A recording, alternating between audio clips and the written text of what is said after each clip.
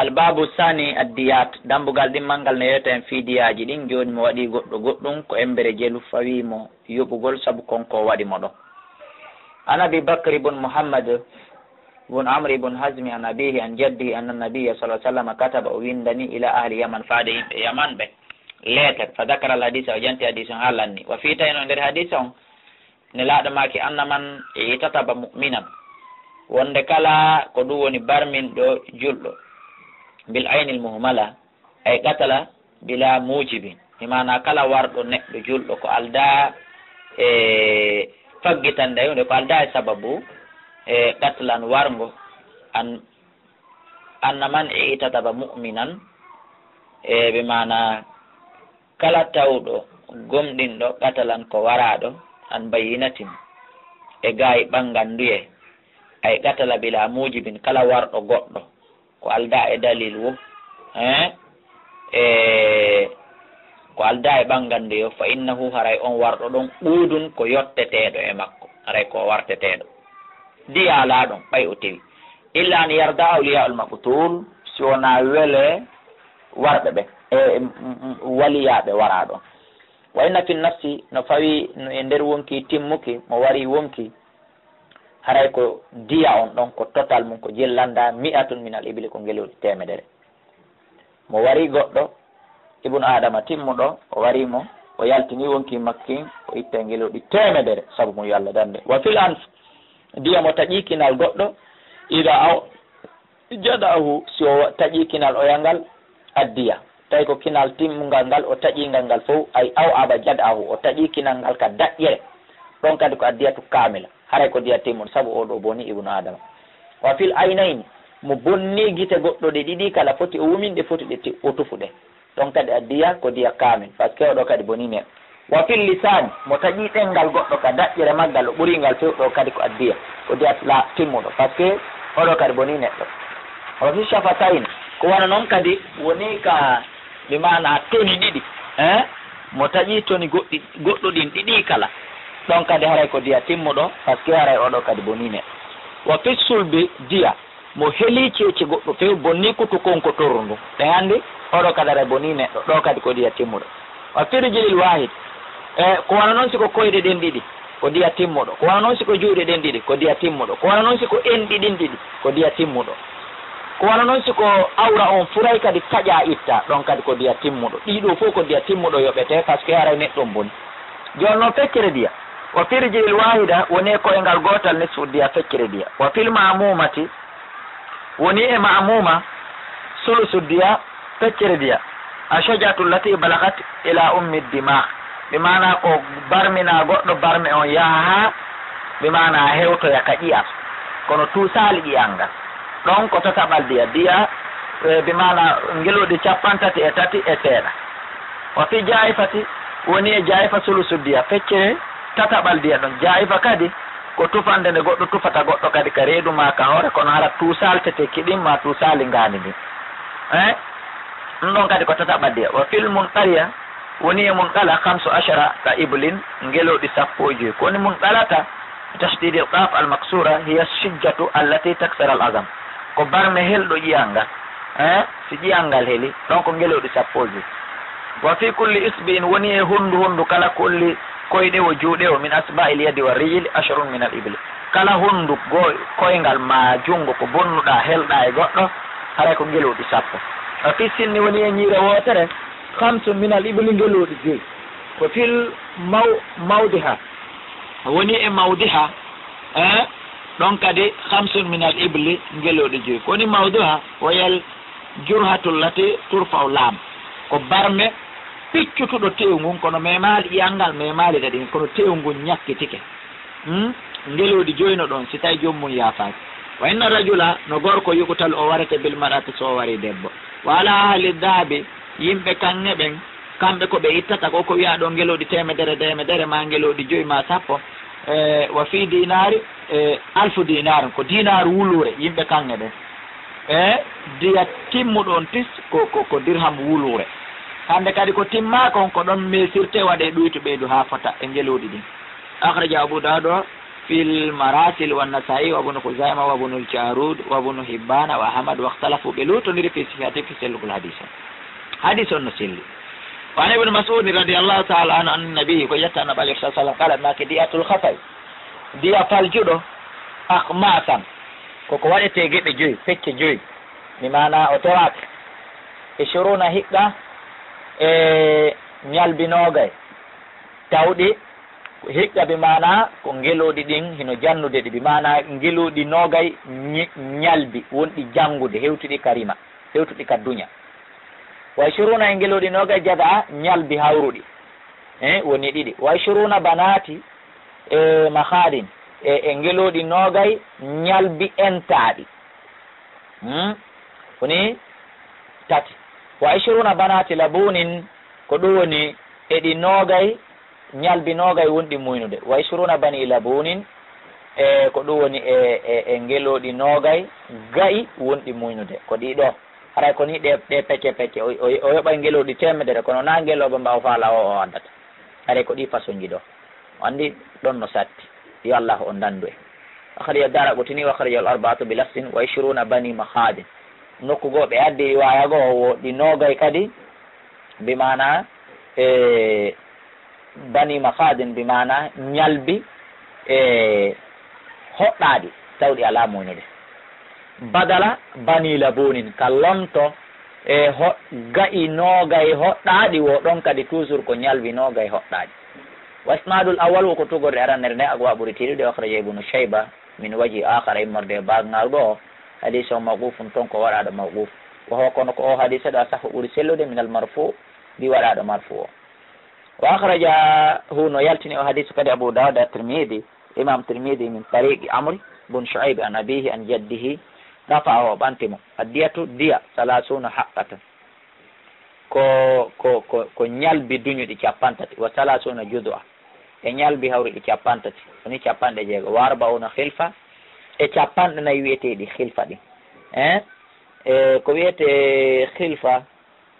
ndaren tafsir on ɓe ɓanginana en ko wiyete khilfa hiya alhamilu min al ibli bimana ko ngeluɗi duñuɗi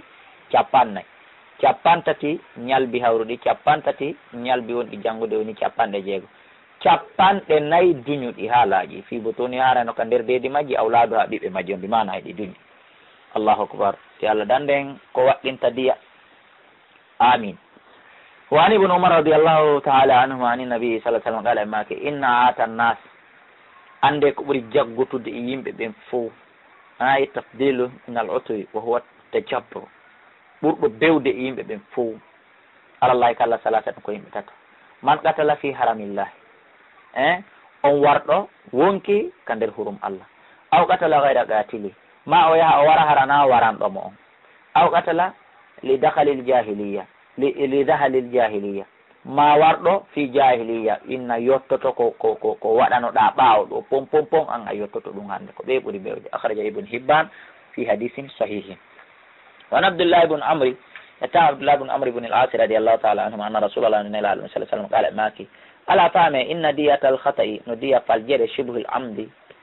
hino nanditi e tewagol ma kana bi sawti kala ko laaturi ko sawt wal asa e leggal bimana neɗɗo on o tewaki hawrutu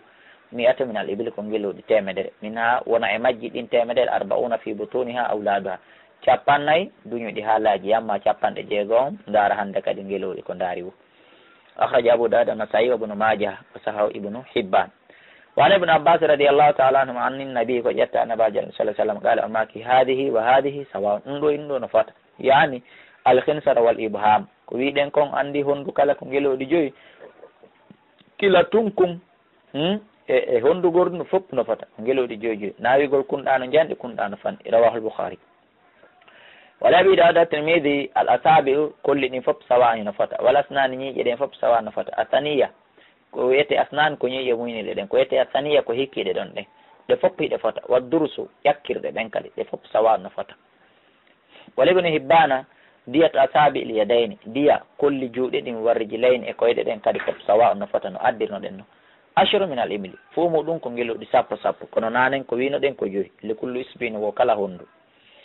wa an Amr ibn Shu'aib an abihi an jaddihi rafa'ahu qala wi man tatabbaba kala ñawndiniiɗo mi mana kala wiiɗo ko docteur foti ko ɗaɗi foti ko cepe foti ko comprimé foti ko opérugol foti ko pikugol o inna kanko himo waawi himo gayna walam yakun bi tabbi kono jaka tawa noon wona o docteur yo maarufan annduɗo docteur yaagal ngal mi mana na o wawɗo ñawnude ko faala ñawnude kon kono ñaamira buuɗi nawnuɗo on fa asaba o heeɓi noon e on nawnuɗo o belsinimo ma o warimo e nder ɗum fa asaba nafsan o heeɓi wonki fama duna ha ma ko hewta wonke bi mana o wari goɗɗo e ɗum ma o belesini goɗɗo e ɗum fo howa daminu haray ko fawtoto ɗum so bonni koyngal goɗɗo e nder ɗum o itta e diya so bonni yitere goɗɗo e ɗum o itta e diya so ñawdi goɗɗo o mayirimo e nder ɗum o yoɓa e diya timmuɗum en faami ka akhraja Daraqutni donc kala mo innayi ñawday yo taw hara himo janggi fi ko ñawda kon si wona ɗum wawata hande sellata so tawi o sere islam no ñawitirede docteur ɓe ɓuyi yaltay ka labtanigo mi wiyata on yeeyoɓe ɗaɗi e conele ñabbeeli ñawdugal fina tawaji ɓuyi wallinayi o sahol hakimu wa inda abi dauda wa nasa'i wa gayrihima illa anna man arsala so wona to wonde waɗɗo hadis irsal aqwa ɓuuri tiiɗude mimman wasala di on jokkidirɗo mo wano ƴettama makko radiallahu taala an anna nabi o nde nabaji on sallah sallam qala ɓe makani en fil mawadihi e fi mawadihi on mi mana e fi ko laaɓi poy kon ɓe yewti en num e wagad maga tafsiru ha firo mum feƴƴino qariban ko ɓatti wonde hamsun min al ibli 55 immorde ngeloɗi ko ɗum woni ko ɗum woni diya woni ko yoɓete sa barmini goɗɗo barminande nde façon mum woni mbimana almawadi firu mum en feƴƴino ɓaawo en ala yiltitade ko wiyete ko mawadi wo ko ngeloɗi 55 hamsun e ko joyi kan ngeloɗi joyi mbimana ko barme piccutoɗo tewu ngu tu sal ƴiyal ngal hamsun ngeloɗi joyi wala saabi e kolli ɗin sawa an no fota ngeloɗi ɗi fof maji ɗi kolluhunna ɗi fota ashara ɗon kadi ko ngeloɗi sappo min al ibli immolde ngeloɗi wa saha ibnu Khuzaima wa ibnu al Jarud wa an ƴettama ko radiallahu taala an gala wi gala rasul sallam nelaɗo maki aqlu ahli dimma e diya jomiraɓe ahadiji ɓen wonaɓe julɓe kono hiɓe ahoda wo nisfu aqlil muslimin wo ko feccere diya julɓe ɓen sa wari aadoɗaɗo a yoɓata ngeloɗi 100 aray ko 50 yoɓata rawa ahmad al-batu wa lafsu abi dauda diyatul muahadi o diya ahodaɗo nisfu diyatil hurri ko feccere diya pullo ɗi mana ko 50 walinna sa'i aqlul mar'a diya sonnajo mithlu aqli rajuli ɗon ko sifa diya gorko net hatta yabluga sulusu min diyatiha ha timma mi mana tataɓal ngal ka diya makko o sahaw ibnu Khuzaima wano ƴettama makko radiallahu taala anu gala rasulullah sallam aqlu e diya shibihil amdi sifate ware mo gallajum ko ñaaɗinte ɗum ko tekkinte ɗum misla aqlil amdi hara hino waywa e sifa diya tiwiɗo wala ɓital sahibu jommum waretake kono itta e moƴƴa o dalika ɗum an yanzuwa cheytan kono cheytane soyinsinta goɗɗo fatakuna laato dima on ƴiƴam bayna nasi hakkundeɓe ɓen fi gayri daghina ko alda noon e jam fa ara accident ton ɓe mana accident ko ɗulle bewre tun yana hakkunde yimɓe ɓe mana wala hamli silan ko alda ƴettidirangol kaafa akhraja Daraqutni wa da'afahu wa an ibnu Abbas radiyallahu ta'ala anhuma qala wi qatala rajulan gorko warno gorko ala aadi rasulillahi jaman nelaɗo wa jala nabiyya sallallahu alaihi wasallam nelaɗo waɗi diyataw diya on gorko waraɗo 12,000 e nguluji 12 mi mana e nogasa dirham rawal arba'atu wa rajjahu an-Nasa'i wa Abu Hatim wa irsalu wa ana bi ramsa ƴettama ramsa qala wi ataytu nabiyya mi ari kan nabaji sallallahu alaihi wasallam wa ma'i ibni no wondi am ɓiɗɗo fa qala wi man hada ko hombuni fa qultu mi ibni ko ɓiɗɗo anni wa ashidu bihi mi seedini o fa qala nelaɗo maki ama innahu la yajni alayka